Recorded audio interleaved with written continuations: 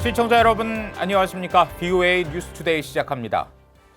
미국 의회가 주한미군 규모를 현재 수준으로 유지하도록 하는 법적 장치를 마련할 것이 유력해 보입니다.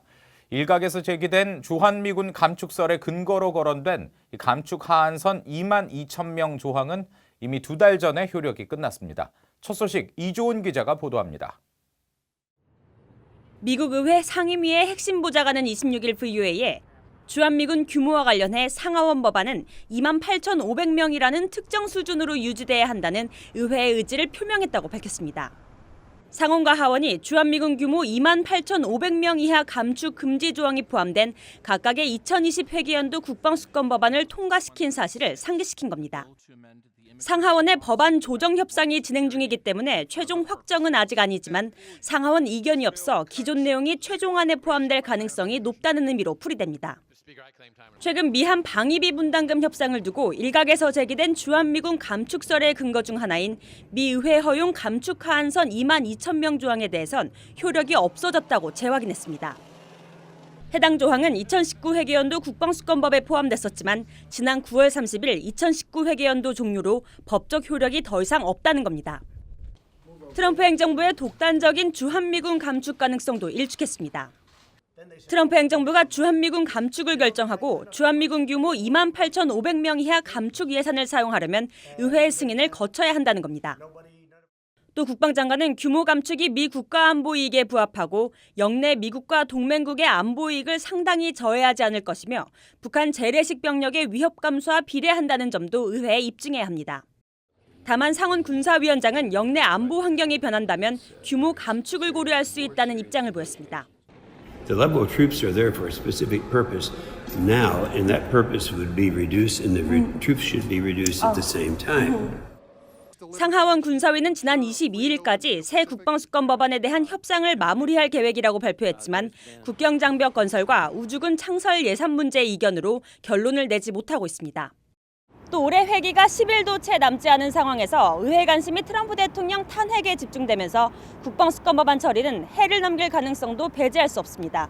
VOA 뉴스 이존입니다. 스티븐 비건 미 국무부 대북특별대표 겸 부장관 지명자가 이고리 모르글로프 러시아 외무차관과 전화통화를 하고 한반도 문제를 논의했습니다.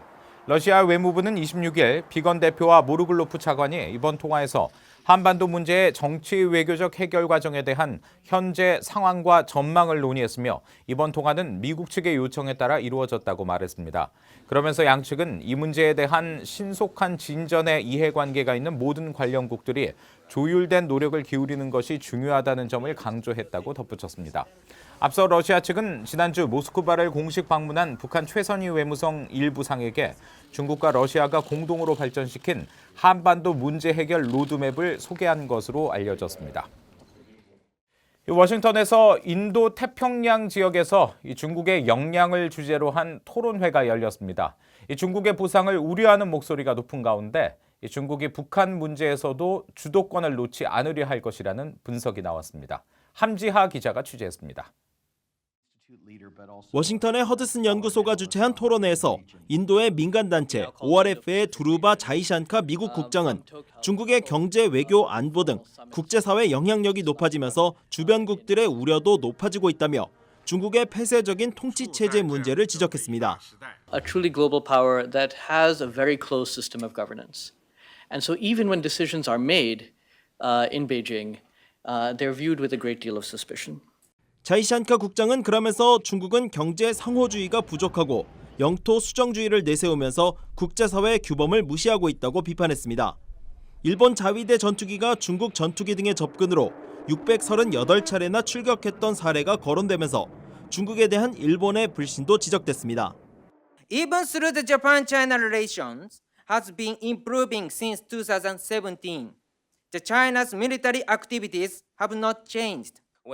최근 평양을 다녀온 필리핀의 데라 살레 대학 교수는 한반도 문제에 대한 중국의 영향력을 지적했습니다.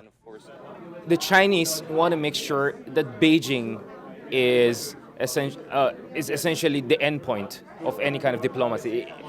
What the Chinese want is this: all roads should lead to Beijing. 헤이디리안 교수는 특히 과거 중국은 김정은 위원장에게 관심을 두지 않았지만 미북 대화 시작 뒤 중국은 여러 차례 정상회담을 벌이면서 북한 문제의 주도권을 가지려 한다고 진단했습니다. 이런 가운데 중국은 북한 핵 문제에 대한 해결 방법을 만들어 다른 나라들에게 회람시키고 있다고 밝혔습니다.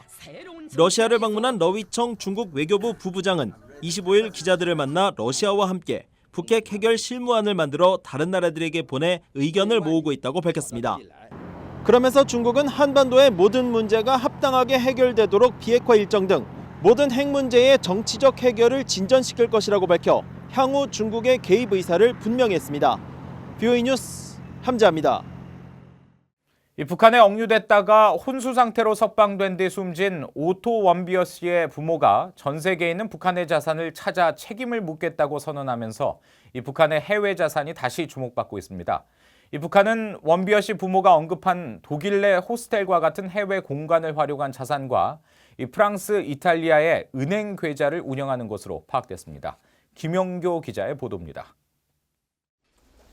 오토 원비어 씨의 부모가 우선 거론한 북한의 해외 자산은 독일 호스텔과 루마니아와 불가리아, 폴란드 내 자산입니다. 유엔 안보리의 대북제재위원회 전문가 패널 보고서는 독일 호스텔은 물론 루마니아, 불가리아, 폴란드 내에 운영 중인 임대업을 확인했습니다. 모두 북한의 현지 대사관 관할 지역에서 이루어지는 상업 행위입니다. 이어 러시아 블라디보스토크의 영사관 주소로 등록돼 있는 북한과 러시아 간 합작회사와 파키스탄 내 공관도 비슷한 형식으로 운영 중인 것으로 파악됐습니다. 파키스탄 내 북한 공관은 주류, 즉 술을 취급한다는 의혹도 있습니다. 원비어 씨의 부모는 일단 이런 북한 자산들을 지목한 것으로 보입니다. My mission would be to hold North Korea responsible to recover and discover their assets around the world. 유엔 대북제재위원회는 원비어 씨 부모가 언급한 스위스 은행의 비밀 계좌는 아직 파악하지 못한 것으로 보이지만 프랑스와 이탈리아 내 은행의 북한 계좌는 확인했습니다. 하지만 이들 자산은 북한의 정상적인 외교 활동으로 인정되거나 외교 관계에 관한 비엔나 협약에 따라 주재국이 제재를 가하지 못하는 경우가 많았습니다. 북한이 해당 국가 현지인의 이름을 차명해 해외 자산을 보유하는 경우가 많아 찾는 것 자체가 쉽지 않고 북한의 자산으로 확인돼도 불법성이 명백하지 않으면 강제 압류가 어려울 수 있습니다. They're going to have to overcome some significant challenges, starting with the fact that not all foreign countries are going to be eager to recognize a judgment against a foreign government in an American court. 지난 2005년 마카오 소재 방코 델타 아시아 BDA 은행에 대한 제재에 관여했던 데이비드 애셔 전 국무부 동아시아 태평양 지역 선임 자문관 역시 다른 나라의 협력이 관건이라고 강조했습니다. Challenge for the Warmbier family is getting the countries where the North Korean money appears to be located to cooperate. I mean, the North Koreans are smart. They've always gone to money laundering safe havens like Switzerland and Russia. 애셔 전 선임 자문관은 그러면서 북한이 해외에서 벌어들인 돈은 노동당 39호씨를 통해 김정은 위원장에게 전달된다며 유엔 등 더 조직적인 차원에서 원비어 씨 가족 지원 방법이 필요하다고 말했습니다. VOA 뉴스 김현교입니다. 이 북한은 대인지뢰 금지 협약에 가입하고 국제인권법상 모든 지뢰를 제거해야 한다고 노르웨이 인도주의 단체 노르웨이 피플스 에이드가 촉구했습니다. 이 단체는 26일 노르웨이 오슬로에서 열리는 대인지뢰 금지 협약 4차 평가회의에 앞서 공개한 2019 지뢰 제거 연례 보고서에서 북한은 자국 영토에 매설된 지뢰가 없다고 주장했지만 2015년 한국 군인 2명이 판문점 근처에서 북한의 목함 지뢰에 크게 다친 사례 등을 소개하며 북한을 지뢰 사용 의심국으로 지목했습니다. 앞서 대인지뢰 금지 협약 4차 평가회의는 북한은 지난 4년간 대인지뢰를 생산하거나 사용한 전 세계 3개국 가운데 하나라고 밝힌 바 있습니다. 말레이시아는 김정남 피살 사건을 계기로 단절된 북한과의 외교 관계를 정상화할 의향이 있다고 말레이시아 총리가 밝혔습니다. 한 아세안 특별 정상회의 참석을 위해 한국을 방문한 마하트르 모하메드 말레이시아 총리는 26일 한국 언론과의 인터뷰에서 우리는 대치를 좋아하지 않으며 모든 나라와 우호적 관계를 원한다면서 이같이 말했습니다. 또 2017년 김정남 피살 사건 이후 폐쇄한 평양 주재 말레이시아 대사관의 개관을 위한 적절한 시기에 대해 북한 당국과 논의하고 있다고 설명했습니다. 이상으로 VOA 뉴스투데이 마칩니다. 함께해 주신 여러분 고맙습니다.